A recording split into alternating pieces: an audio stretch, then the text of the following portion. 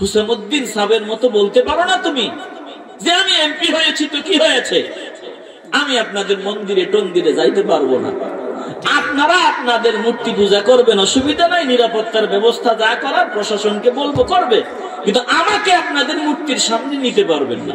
তুমি বলতে পারো না, কেন পারো না? বুঝতে হবে তুমি এই আয়াতের অন্তর্ভুক্ত। পাল্টা বকবক করে বুঝতে হবে এগুলো ওইগুলা যেগুলার কথা আল্লাহ কোরআনে বলছেন। কথা কয় না, কথা বলেন ঠিক কিনা? বিরক্ত হইতেছেন নাকি? এ বাবা, দিল দিয়ে অনুধাবন করেন, বলেন আশেপাশে আছে না নাই? এরে মুসলমান, আল্লাহ বলেন ওয়াইদা রাআইতাহুম তু'জিবুকা আজসামুহুম, যখন তাদের চেহারার দিকে তাকাবেন, চেহারা দেখলে প্রীতিকর প্রীতিকর মনে হবে, মায়াবী মায়াবী মনে হবে।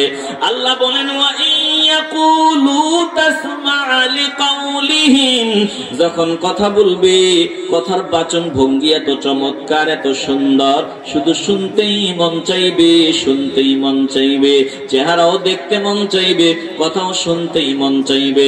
ভালো করে খেয়াল করে নেন, আল্লাহ বলেন কিন্তু না না না, এদের চেহারা সুন্দর হলেও, কথা চমৎকার হলেও, উপরের বেশভূষা সুন্দর হলেও, দেখতে শুনতে ভালো মুসলমান মনে হইলেও, বাস্তবে এদেরকে দিয়া দিনের কোনো খেদমত হয় না, বরং দিনের ক্ষতি হয়। কাআন্নাহুম খুশুবুম মুসান্নাদা, বলে এরা এমন মানুষ যাদেরকে দিয়া দিনের কোনো খেদমত হয় না,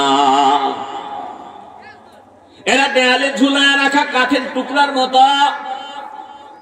বলে আমি ঘর বানাবার জন্য মিস্ত্রিকে ডাক দিলাম, কতগুলো কাঠ লাগবে?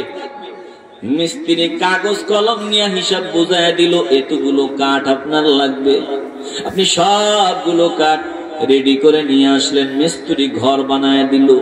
বুঝে থাকলে আওয়াজ দিয়ে বলবেন, বাবা এই সবগুলো কাঠ কি ঘরে লাগে না, কিছু থেকে যায়? বলে সবগুলো কাঠ ঘরে লাগে না, কিছু কাঠ কিন্তু থেকে যায়, কিছু কাঠ কেটে টুকরো টুকরো করে রেখে দেওয়া হয়। বলে কাঠ ঠিক আছে, যেগুলো কাজে লাগছে ওইগুলো কাঠ, যেই কাজের জন্য বানানো হয়েছে কাঠগুলো ওই কাজে লাগছে, এই কাঠ দামি কাঠ। আর যেই কাঠগুলো কেটে টুকরো টুকরো করে ঝুলায় রাখা হয়েছে এগুলো দামি না, এগুলো ঘরে শোভা পায় না।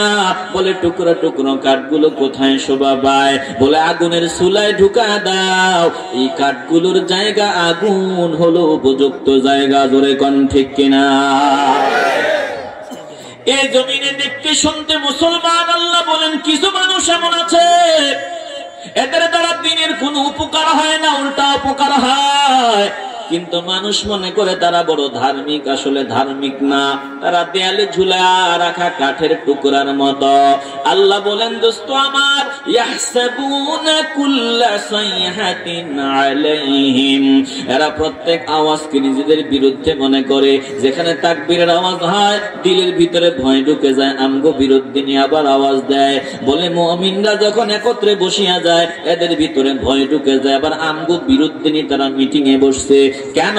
বলে তারা দিলে দিলে বেঈমান, উপরে উপরে মুসলমান। এজন্য সব সময় মুসলমান টুপিওয়ালাদের দিকে দূরবীনটা দিয়া রাখে। জোরে কোন ঠিক কিনা? জবান খুলে বলেন এমন আছে না নাই?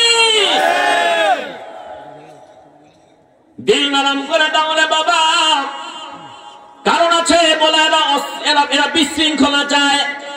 এই দলদেরকে দিয়া দেশের উপকার হয় না, জাতির উপকার হয় না, মানবতার খেদমত হয় না, ইসলামের খেদমত হয় না। এদের দিয়া ইসলামের বিরোধিতা হয়, কারণ তারা চূড়ান্ত পর্যায়ের চগলখোর। এরা সব দিকে আছে, আসলে কোনো দিকেই নাই। কথা কয় না? আসতে বলবেন না, জবান খুলে বলেন। হিন্দুদের পূজায় আছে, মুসলমানদের মসজিদেও। কেন তুমি এটা বলতে পারো না? তোমার হিম্মত নাই কেন? তুমি বলতে পারো না?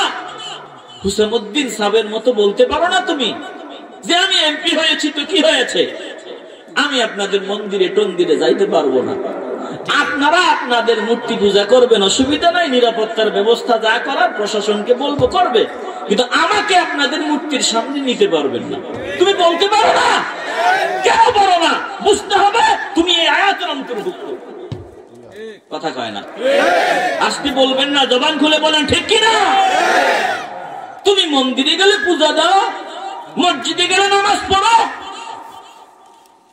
এগুলোর দ্বারা এদের দ্বারা দেশের উপকার হবে না, মানবতার উপকার হবে না, এদের দ্বারা ক্ষতি হবে।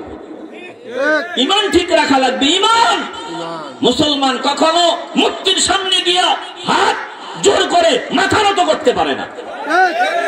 আশ্চর্য, ভোটের জন্য তুমি ওখানে গিয়া মূর্তি পূজা করবে?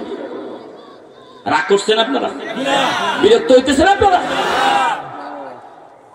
এ মুসলমান ইমানদার, আল্লাহ বলেন ইয়াহসাবুনা কুল্লা সাইহাতিন আলাইহিম, এরা আসলে প্রত্যেক শোরগোলকে আওয়াজকে নিজেদের বিরুদ্ধে মনে করে, কারণ সব দিকে ফিটিং লাগায় রাখে। এরা বুঝাইতে চায় আমগো সাথে আমি আছি, মুসলমান করে বুঝায় তোমগো সাথে আছি, বেঈমানদেরকে বুঝায় তোমাদের সাথেও আছি, মুসলমানদেরকে বুঝায় তোমাদের সাথেও আছি। আমগো দেশের মুরব্বীদের অবস্থা নজর দিয়া দেখেন, আসলে তারা কোন দিকেই নাই। এরা দুদিল বান্দা কালমা চোর। এদের এই দুনিয়াতেও তাদের উপর লানত, দুনিয়া থেকে বিদায়ের পর ঠিকানা চিরস্থায়ী জাহান্নাম। জোরে কোন ঠিক কিনা? এ মুসলমান নবীর আশিকের দল, আল্লাহ বলেন হুমুল আদু ফাহদারহুম, তারাই শত্রু, তাদের থেকে সাবধান। হুমুল আদু ফাহদারহুম, এরাই দুশমন, এদের থেকে সাবধান। কারণ এদের মতো ভয়ঙ্কর দুশমন আর হতেই পারে না। এরা কেমন দুশমন? বলে এরা যেখানে যায় ওই দেশটার সব কিছু ধ্বংস করে দেয়। জোরে কোন ঠিক কিনা? এরা তো এই ফ্যামিলির দিকে ঢুকবে, ফ্যামিলির প্রতি নজর পড়বে,